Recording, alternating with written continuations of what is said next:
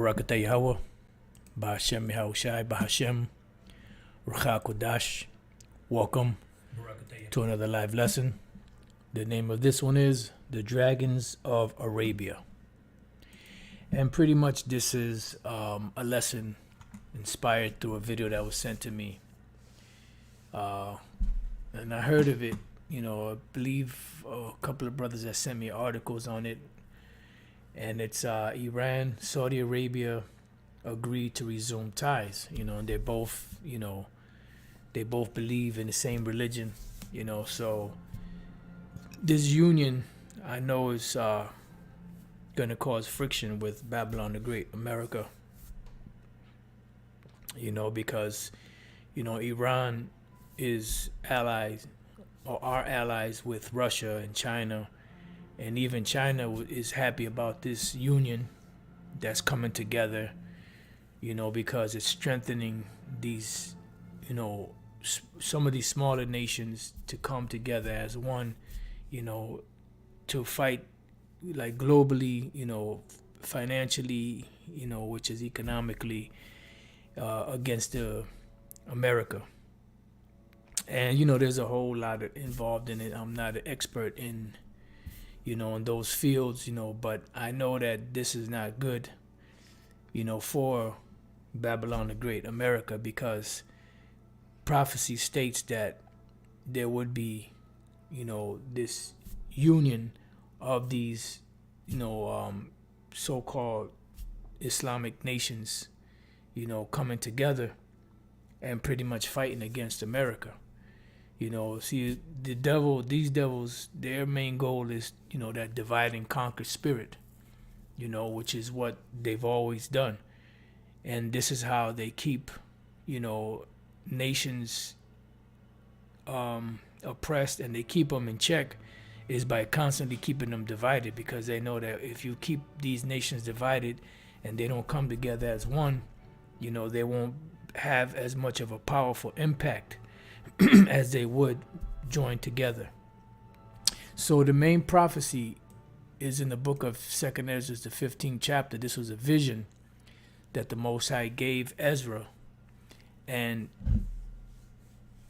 what's heavy is that the Lord was showing him some other visions of the future and things to come, and the great disordering, the calamities, and the breakdown of society, and everything that's coming to pass that we see right now, in the world, the setting up of the stage of the, micro C-HIP, which is the MOTB, and everything is going digital, and in the midst of that vision, the Lord threw another vision at,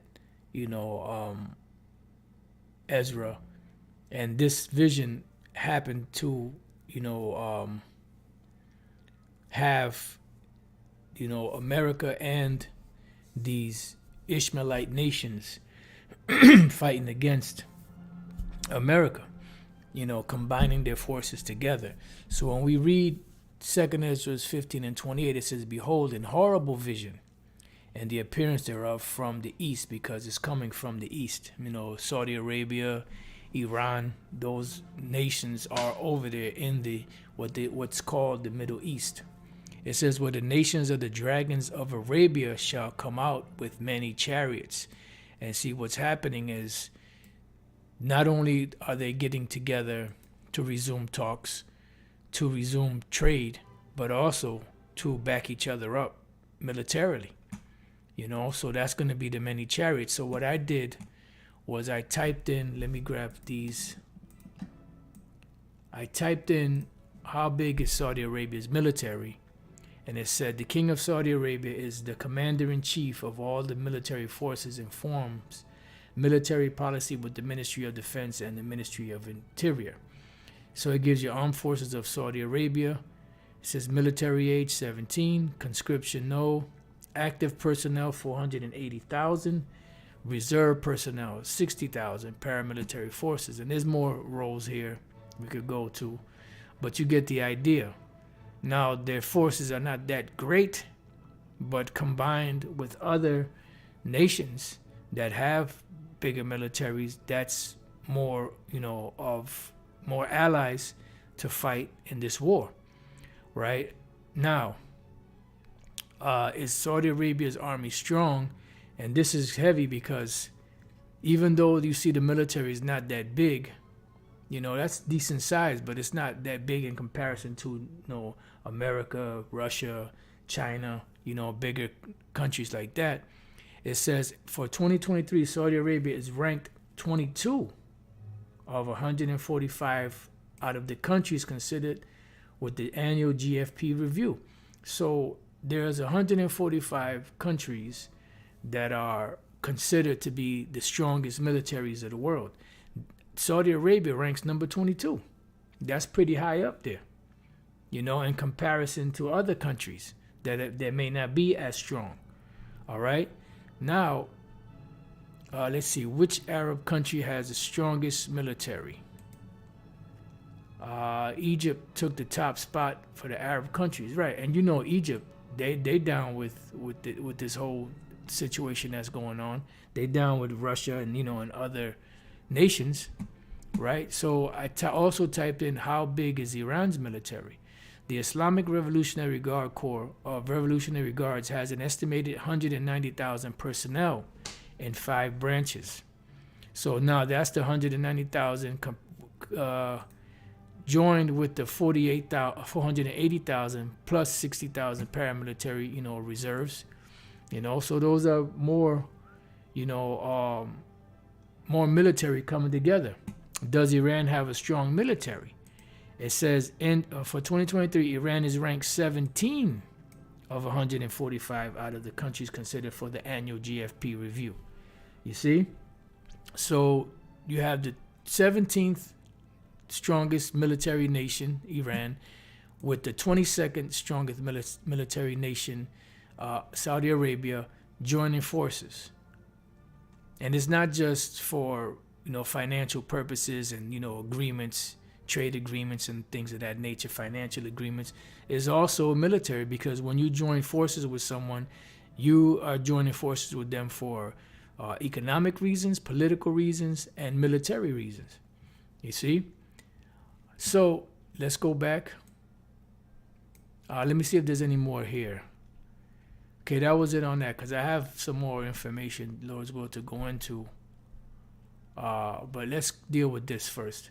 So it says, where the nations of the dragons of Arabia shall come out with many chariots. Right, so you have all of these different so-called Arab nation, Muslim nations coming together, and joining together based off of their religious belief, and their peoples, and the same culture, so on and so forth.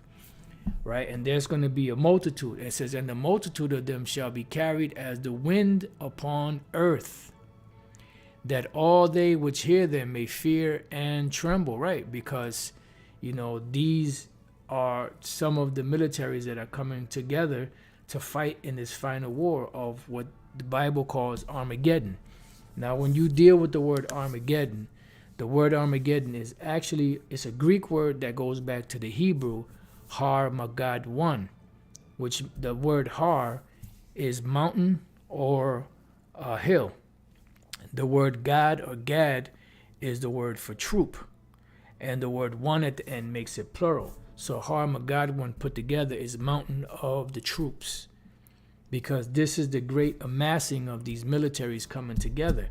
And the Lord is doing that because the Lord is going to ultimately bring his fury down upon the militaries of these nations. When we go to Isaiah 34:1, this is a future prophecy that hasn't happened yet, but it's in the midst of developing. And this is a message that the Lord gave to Isaiah, a vision that he gave to Isaiah to tell really for these times. It says, come near ye nations to hear and hearken. Right, when you're calling someone near, you have a message to give them. You people, let the earth hear. Right, because this is going to be a worldwide event. So everything that we see on the world stage is a worldwide events that are taking place. Whether it's financial through the CBDCs, the digital currencies, eventually the MOTB, which is the micro CHIP, to the militaries of the world coming together, and taking sides and being prepared and getting ready. from the weapons that they're acquiring, the ammunition that they're acquiring, and the practice, that they're doing, dealing with military drills, and so on and so forth, right? So this is a message to all of these nations and all that is therein, because this is a message to the whole entire planet, because the Lord is coming. He's on his way, and he's going to do some big things on the earth, the world, and all things that come forth of it. For the indignation of the Lord Yahweh Ba'Shem Yahushai is upon all nations. He's coming to visit the world which he made. It says, and his fury upon all their armies, because the armies are what? The top militaries, the top defense of the nations. When you go to war with a nation, you're pretty much going to war with them. You're not worried about the women, the children, the regular farmers, things of that nature. You're not worried about stuff like that. You're mainly worried about their defense, their military. How strong is their military? How many are in their military? Can you take that military down with your military? Are your weapons more powerful than their weapons? Can you defeat them, with what you have? And this is what Yahushua is coming back to do. This is why he's called the King of Kings and Lord of Lords, because he's coming down to take all of the crowns of these nations, meaning he's going to be given the credit for being the one that gets the victory over these nations, because he's going to be the one that's going to be sitting on the throne on the earth underneath the Most High, because all kingdoms will be in subjection to him, because it was given to him as an inheritance from the Most High Yahweh, right? So it says that the Lord's indignation is upon all, and his fury is upon all their armies. He hath utterly destroyed them. So what he had delivered them to the slaughter. So what Isaiah is seeing is this great battle, this great war, Armageddon, Mountain of the Troops, the Valley of Jehoshaphat, World War III, and the end of it. And he's describing what he's seen, after the devastation. That's what Isaiah 34 is all about. And this is why these scholars, these Edomite scholars that are honest, tell that this is a future prophecy. That's why it says that Esau or Edom, the Edomites, were the only nation that would not promise any form of mercy from the Most High. Because when the Lord comes back, he's coming first and foremost to take the head honcho down, which is Esau, which he put up there, and then put them in subjection, put the nations in subjection. They'll go into captivity for a certain period of time. Then after the Edomites serve their sentence of slavery, hardcore slavery, then they will be rounded up and burnt up. And they know this, that the Edomites are still around. But you have clowns out there, that are trying to say that the Edomites are done away with. They cannot produce a document. They cannot produce a date. The so-called scriptures that they try to bring out, which they try to discredit, but then they try to bring out because they think that helps their cause, does not work, because there was still evidence even after some of these incidences that happened that there were still Edomites around. Hence the Herodian dynasty. And it wasn't just a Herodian dynasty back then, because John Hyrcanus I, subjugated all of the Edomites that were in that region and made them all to convert. So you had a lot of Edomites in those regions. But the prominent ones were the Herodian dynasty, the so-called royal family of Esau. All right? So it says, their slain also shall be cast out, and their stink shall come up out of their carcasses, and the mountains shall be melted with their blood. Right? And this is talking about all of the militaries of the earth, because this is going to be the final war to end all wars, World War III. Okay? So going back, let's read this again. Where the nations of the dragons of Arabia shall come out with many chariots. Right, these are dealing with their planes, their tanks, and all of their weaponry.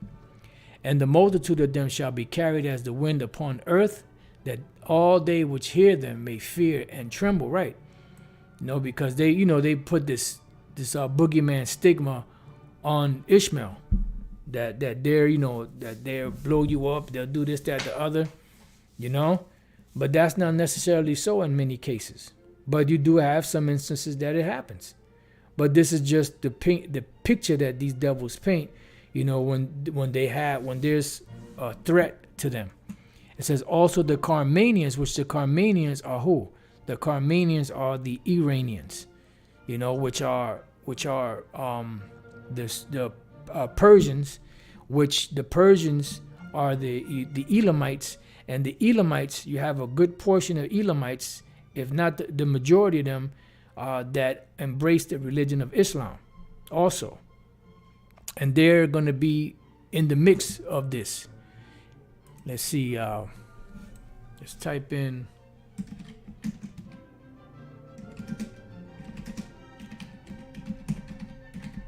Let's see if they'll give you information. It says a native or inhabitant of Carmania, according to the ancient Greek historian Strabo, the Carmanians were a warlike people who practiced cannibalism. Who are the Carmanians in the Bible? International Standard Bible Encyclopedia, Carmania, in the passage cited, they are intended to denote a fierce and warlike people, described as raging in wrath, as wild boars of the wood, and associated with the dragons of Arabia. Who are the ancient Carmanians? They're just going around in circles.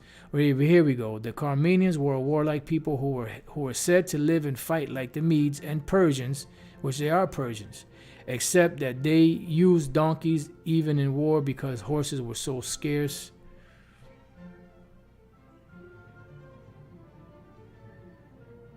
Carmania is a historical region that approximately corresponds to the modern Iranian province of Kerman. See, so we're getting somewhere now. Carmanian, and was a province of the Achaemenid, Seleucid, Arsacid, and Sasanian Empire.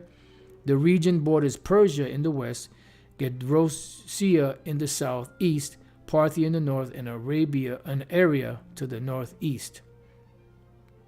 So it did give you some information.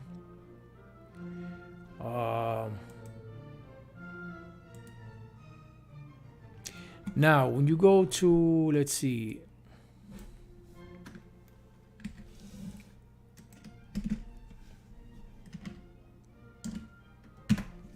Let's see what we get when we go to maps. You used to be able to find all of this stuff, no problem. But after a while, it's these devils take certain information out, especially the stuff that we go into. A lot of the stuff that we go into, it's hard to find now.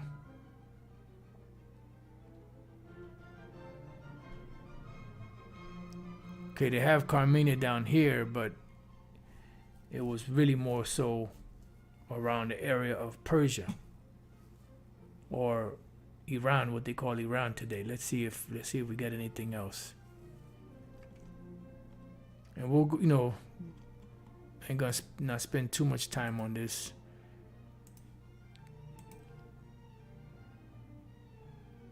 Carmanians right here.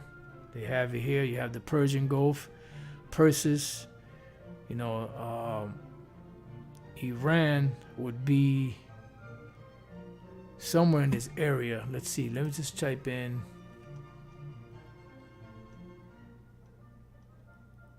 Let's see what we got here. Yeah, they got Carmania down here.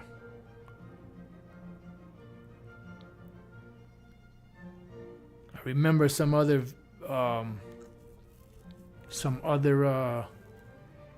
maps that would have it closer to here.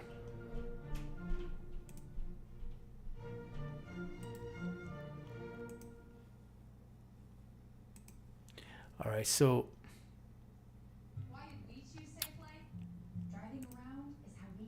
let's try Iran map, so you could see the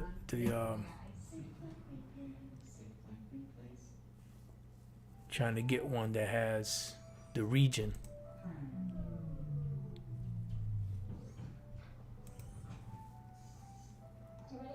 more than ever.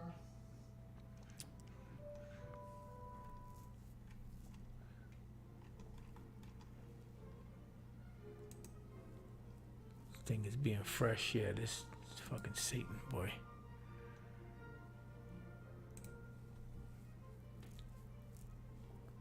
Come on, man.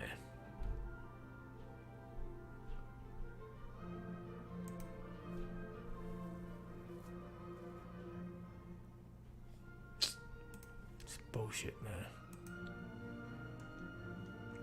See, I wanted to get one with the region there, and you know, here we go. Let's see this one. There we go. Got Afghanistan, Pakistan. I mean, it's not that great. You got Iraq here, Saudi Arabia. This is the Persian Gulf. So you could see this is the Persian Gulf. You see, you know, Carmania right here. And that same region. You know, this is all of Iran here. You know, then you have Pakistan. You know, you have India. So the Carmanians are in that region. So that's who the Carmanians are, these so-called Iranians today. All right. So going back, it says also the Carmanians raging in wrath shall go forth as the wild boars of the wood. Right. Because they're going to be joined together with the Ishmaelites. And with great power shall they come and join battle with them. Right. Because they do have a powerful military. They are ranked number 17 out of 145 countries that are considered the strongest militaries on the planet, and they're joining with Saudi Arabia, which is considered the 22nd most powerful, one of the most powerful militaries. Then they have Russia backing them, you know, they have China backing them, you know, and then, you know, Russia has a lot of different allies pursuant to Ezekiel the 30th chapter. So this is the Lord setting the stage. He mustered the host of the battle. It said, and shall waste a portion of the land of the Assyrians. This is dealing with America. It's not dealing with ancient Assyria. Ancient Assyria is not really making noise like that, you know, like they were in the past when they had Nineveh, when they were at the height of their power, the peak of their power. You know, you hear Elder Apostle Gabar speak about the different kings back then, you know, like Tiglath-Pileser and others, you know, that had a presence back then that was feared. Just like when the Babylonians came in, there was a presence of them that people feared. The Babylonians coming for your ass. Oh Lord, no, you know. Then you had the Medo-Persian Empire. It was, you know, at one point it was thought lunacy to fight against the Persian Empire because they had such a great military, you know.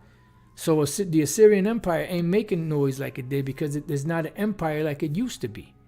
The empire today that is a representation of this is America, the modern day Assyria, the modern day Nineveh, the modern day Babylon, the modern day Sodom and Gomorrah, you know, the modern day Egypt, so on and so forth. It says, and then shall the dragons have the upper hand, right? Because the Lord is going to make a way for these so-called Arab nations to get the upper hand. Remembering their nature. Now, what is the nature of the so-called Arabs? Let me leave that in case we go back there. Let's go to the book of Genesis, chapter 16. And this is what the angel told Hagar, you know, that would happen, you know, with her son. Right? This is Genesis 16:9. And the angel of the Lord said unto her, return to thy mistress, right? Because she was banned by Sarah, because her and her son, I believe both her and her son, was looking at Sarah, you know, sideways because Sarah couldn't get pregnant, and she got pregnant, and even the son, I believe even the son, if my memory serves me right, even the son was kind of looking, you know, at kind of funny, you know, when he, you know, got older, you know. But I know definitely Hagar did that, and Sarah said, you know what, all right. So she started whooping her ass, and then eventually Sarah told Abraham, look, this bitch got to go because her son ain't going to be heir with my son. Right? So it says, and he said, Hagar, Sarai's maid, whence comest thou and whither wilt thou go? And she said, I flee from the face of my mistress Sarai. Why? Because she was whooping that ass. She was putting the smack down on Hagar, bitch ass. It says, and the angel of the Lord said unto her, return to thy mistress and submit thyself under her hands. And the angel, because what? Eventually, just what you're going to have to do. Did not they say that Sarah would be blessed? You know, that princes and kings or something like that would come of her, right? It says, and the angel of the Lord said unto her, I will multiply thy seed exceedingly, right? Because Ishmael had 12 sons. And they were a warlike people, right? That it shall not be numbered for multitude. And you see it right now. All of those regions out there, Ishmael took over the so-called known world, you know, and they took over Jerusalem back in 635 or 638 AD. You know, so you know they've been on the scene, growing, you know, militarily, and then when they took over Jerusalem, it was supposed to give it to the popes, but they say, you know what, you know, they believed that their false god was with them, you know, and that they were able to conquer that in the name of their God. So they say, you know what, the hell with y'all, we keeping this. You know, the Lord gave us this, we keeping this. So it says, and the angel of the Lord said unto her, behold, thou art with child, and shalt bear a son, and shall call his name Ishmael. Because in the word Ishmael, or the name Ishmael, goes back to the Hebrew word Yashemai Allah. Yah is he, Shemai is heard, Allah is God or power. He has heard of the power. So they were close, just like Esau was close, but no cigar, because they were not children of the promise. They were only children of the flesh. Because the Lord hath heard thy affliction. All right. Affliction heard, or he has heard of the power. No, actually, he has heard of the power. That's what Ishmael means. He has heard of the power. Affliction heard, that's Shemai one. And he will be a what? A wild man. All right? He will be a wild man. His hand, well, before we read it, it says, and the dragon shall, and then shall the dragons have the upper hand, remembering their nature, because that's the nature the Lord put upon them. And he will be a wild man. His hand will be against every man, and every man's hand against him. So they are a wild in nature type of people. And he shall dwell in the presence of all his brethren. Right. So now let's look up this word wild, man. I'm interested to know. Wild. Para'ah. Wild ass. Right. So something is wild. It's untameable. The onager. Whatever that means.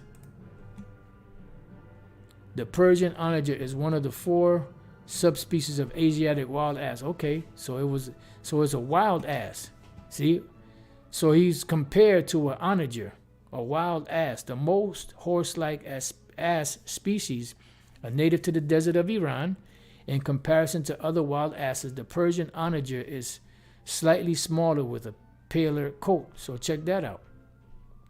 You know, so they're compared to a wild ass. You know, now I don't know too much about this particular animal, but for them to compare, you know, him to that, the so-called Arabs, Ishmaelites to that, you know, it must be something. See, in the secondary sense of running wild. See, running wild, and that's what they is. All right, so let's read this again. It says, and he will be a wild man, his hand shall be against every man, and that's, you see that, and every man's hand against him, and he shall dwell in the presence of all his brethren. So when we read 2 Ezra 15:31, and then shall the dragons have the upper hand, remembering their nature, because they're going to go buck wild. They're going to go bucket wild. And if they shall turn themselves, conspiring together in great power to persecute them, right? Because they are going to come together militarily to fight against Esau in America. Pretty much, if you really think about it, pretty much all nations of the earth, even including the allies of America, are going to come against these devils, man. You know?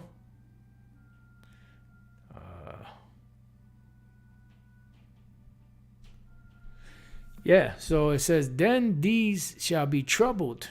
Who? America. And keep silence through their power and shall flee. Now, years ago, I was told that this keeping silence to their power means through their media, but you really can't, that's kind of a speculation right now, which makes sense though, because their media is what tells or doesn't tell something, and they, that they do keep silence through their media because they don't focus, or spotlight things that are going on around the world that they don't want Jake and the people here in America to be concerned with. This is why they'll have all different types of bread and circuses and different, controversies happening to take people's minds off of, what's going on in the world, and they usually use Jake to cause these distractions. It says, and from the land of the Assyrians shall the enemy besiege them, right? And because you do have, you do have Ishmaelites here in America also. And consume some of them, and in the host shall be fear and dread and strife among their kings, right? Because the Lord is bringing a controversy against these nations, and he's going to stir things up. He's the one that's stirring the pot.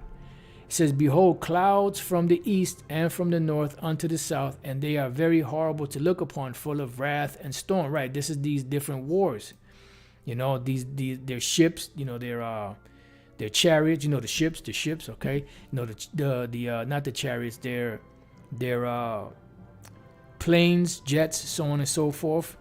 It says, they shall smite one upon another, and they shall smite down a great multitude of stars upon the earth. Now, these stars are dealing with missiles, Also, some of their, those vehicles that they're flying in are going to be shot down.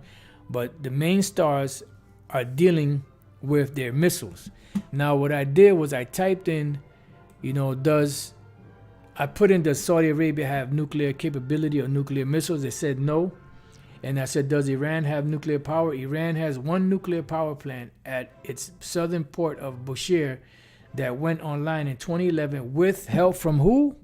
From Russia, but also several underground nuclear facilities. So you see the connection with Iran and Russia and how their whole nuclear, power was helped by the Russians, which are allies to the Persians, the Iranians. All right.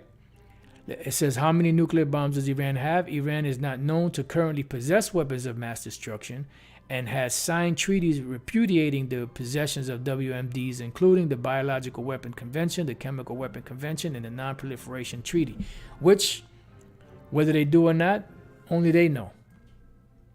All right. So these are all those stars. So let's go back. They shall smite one upon another, and they shall smite down a great multitude of stars upon the earth, even their own star, and blood shall be from the sword unto the belly. Right? So now, before we continue on, let's go from there to the book of Revelation, chapter 6, and verse 12. And I beheld when he had opened the sixth seal, and lo, there was a great earthquake. And what caused this great earthquake? The missiles.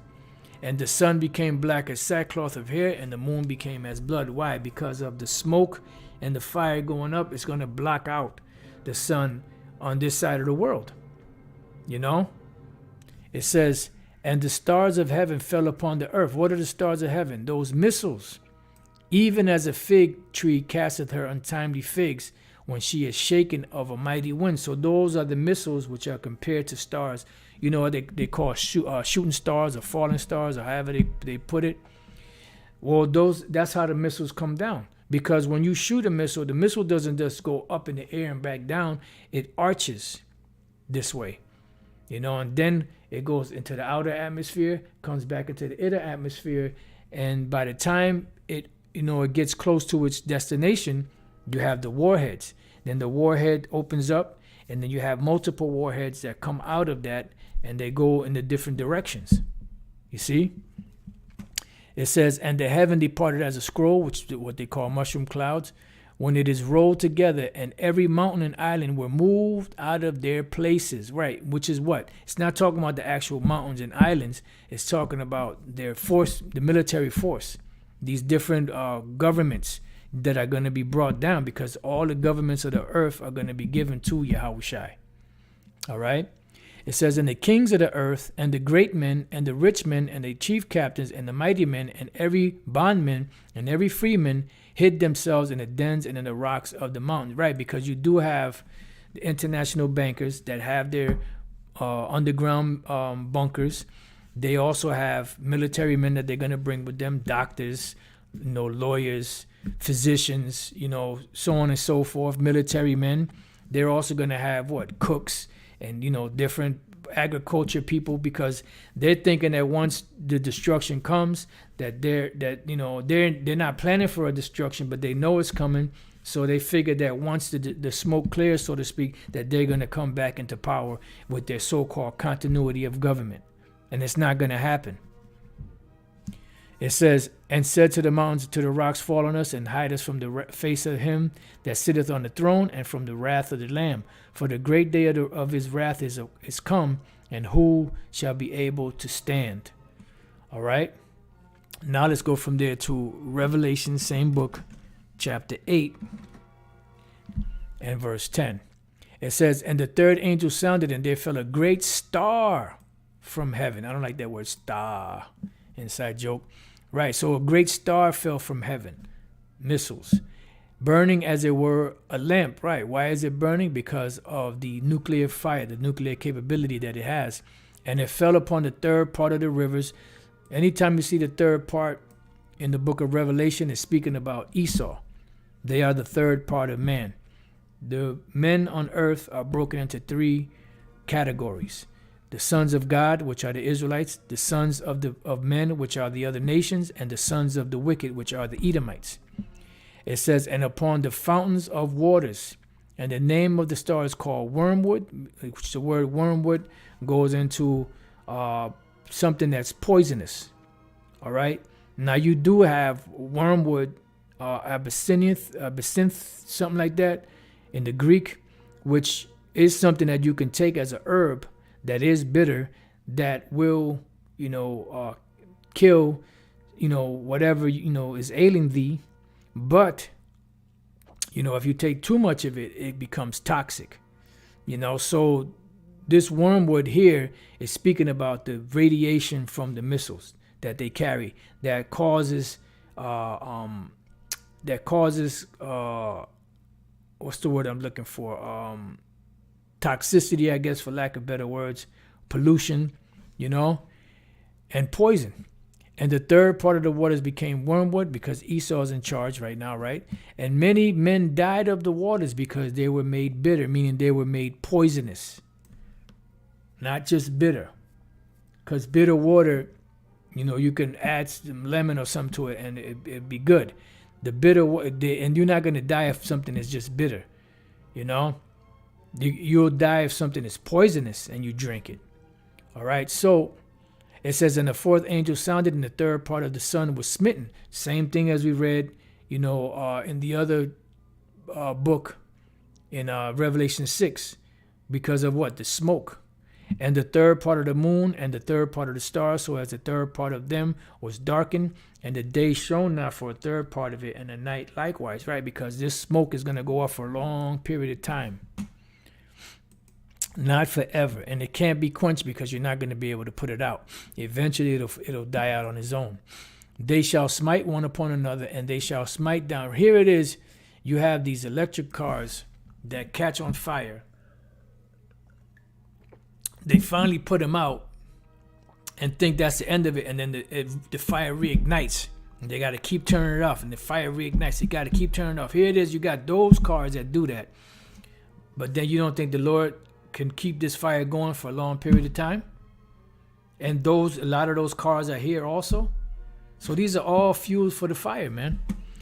It says, they shall smite one upon another, and they shall smite down a great multitude of stars upon the earth, even their own star, and blood shall be from the sword unto the belly, and dung of men unto the camel's hoof. This goes hand in hand with Zephaniah 1:14 down, the great day of the Lord. This goes hand in hand with Joel, the second chapter, where it deals with, the army of the Most High, which are the missiles, his armory. And there shall be great fearfulness and trembling upon earth. Now, check this out. Right? When they make that announcement and the missiles are flying, people are going to be terrified. Some people are going to die, drop dead. It was just back in 1983, just the little example of nuclear war in a movie, the day after, that had people shook. I'm talking about shook to where they were at bars, drinking their sorrows and their woe, away. So just imagine when it's actually happening, how much fear people are going to have. Just that little movie messed people up big time. So imagine when it's actually happening.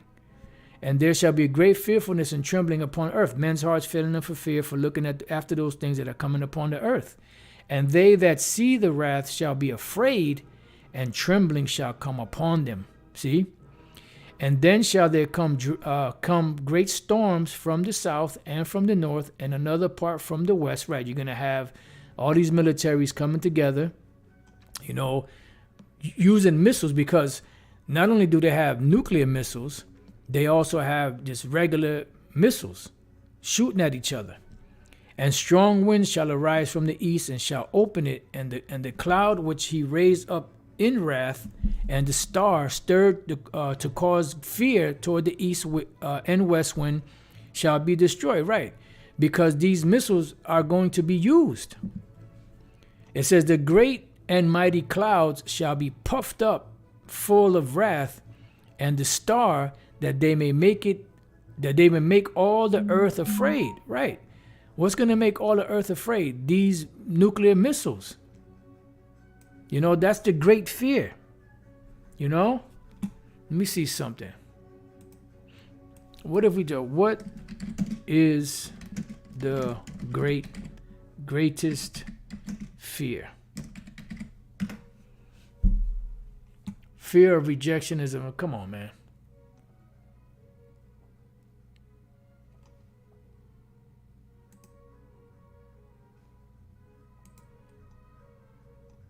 The 10 biggest fears that hold you back from yeah, they give you this bullshit, but I bet you that the top fear, if they took a survey, of people and asked them, what is their greatest fear, as far as the world is concerned, I'm almost positive that the majority of people are going to say nuclear war. It says, and them. It says, and great, the great mighty clouds shall be puffed up, full of wrath, and the star that they may make all the earth afraid, and them that dwell therein. And they shall pour out they shall pour out over every high and eminent place and horrible star. Right? Because those missiles are going to annihilate this place. It tells us in Joel 2 that the land before them is as a Garden of Eden, and behind them a desolate wilderness. What do you think is going to cause that? That great military of the Most High, the army of the Most High, the so-called missiles. It says fire and hail and flying swords. See? It's not talking about actual swords. It's not talking about actual arrows. It's not talking about actual stars. Those are metaphors used for the missiles. And many waters, that all fields may be full, and all rivers with the abundance of great waters. Right? And then you're going to have tsunamis, from the earthquakes that the missiles are going to make. And they shall break down the cities and walls, mountains and hills. This goes hand in hand with what? 2 Peter, the 3rd chapter, that the elements shall melt with fervent heat.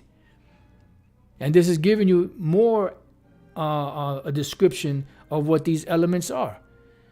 They shall break down cities and walls, mountains and hills, trees of the wood, and grass of the meadows, and their corn. They're going to burn everything up. And they shall go steadfastly unto who? Babylon, and make her afraid, which shows you that this is dealing with America, Babylon the Great, because above it spoke about Assyria, then below it spoke about Babylon. And Babylon and Assyria, Nineveh, Egypt, they're all synonymous one with another as names that are applied to America. Let me see, the brother put something up, some info. Since 1950, there have been 32 nuclear weapon accidents. Check that out. Known as broken arrows, right? And that's what they're called, broken arrows. There's a movie called Broken Arrow. You were John Travolta and Christian Slater. Broken arrows. And that's a code name for a stolen missile. A broken arrow is defined as an unexpected event involving nuclear weapons that result in the accidental launching, firing, detonating, theft, or loss of the weapon. Right. In the case of the movie, it was a theft. To date, 6 nuclear weapons have been lost and never recovered. 1950s. Check that out. At the water, bro. The water for that. Oh man, the brother putting. Lord's will, we'll see where we're at with it. We'll probably get into that 2 Ezra 16 because that's really good too. That's another good one. So it says, and they shall go steadfastly unto Babylon and make her afraid. America is not afraid of these nations' militaries because they got a great military. What they're afraid of is their nuclear missiles. That's what they're afraid of. Thou become weak as we. They shall come to her and besiege her. In other words, they're not going to actually come here and besiege America. We're going to hold you in captivity. We're going to parade around you. We're going to cut off your supplies until you surrender. No, the missiles are going to be what's going to besiege this place. It says, the star and all wrath shall they pour out upon her. Right. Then shall the dust and smoke go up unto the heaven. Same thing with Revelation 18 and other scriptures where it speaks about the nuclear devastation. And all they that be about her shall bewail her. Right. It says that the nations shall cry. Why? Because they're not going to be able to make no more money. And they that remain under her shall do service unto them that have put her in fear. Then it goes on to, and thou Asia that are partaker of the hope of Babylon, which goes into them different, because we've always spoke about that, the different nations that make up Asia, because usually it is true. We were watching Bishop Nathaniel yesterday, and he said that usually when we speak about Asia, we speak, it's referring to China, mostly China, then also Japan. But we've even here in Great Millstone, we've said that this applies to many different nations out there that are in Asia. Asia is not an Asian-looking people with slanty eyes. Asia is a continent, and that continent you have the major portion. I forgot the ratio, but the major portion of Russia is in Asia. Then you have Pakistan, you have India, you have Turkmenistan, and all those different Ministans, All of those are part of Asian countries. And a lot of those nations, they have nuclear capabilities or in the works of getting it. All right? Man, you brothers are on fire, man, putting precepts, all these precepts. Okay, so that goes into something else. So this the point here dealing with the with Arabia, Iran and Arabia, Saudi Arabia coming together, resuming ties after 7 years, and that's something that I know America doesn't want, and that's going to cause friction.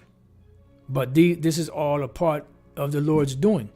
Now, when you watch the news, they're not going to tell you, well, look, this is happening because, in the Apocrypha, 2 Ezra 15, it speaks about the dragons of Arabia coming together with the Carmanians, and joining forces. They ain't going to tell you that because they don't know. And the ones that do know won't show. All right. So you know what? I think this is a good spot to end the lesson at. Lord's will, if the Spirit allows, I'll go, do a lesson on 2 Ezra 16 because this is good because it does go into, this destruction.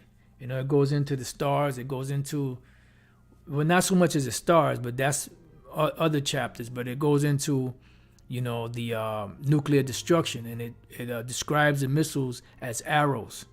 glittering spears and things of that nature. So with that, I pray that you brothers and few sisters have been edified. And I water to you brothers for all of the information you've put up and all of the scriptures that you brothers have been putting up. Let me see something.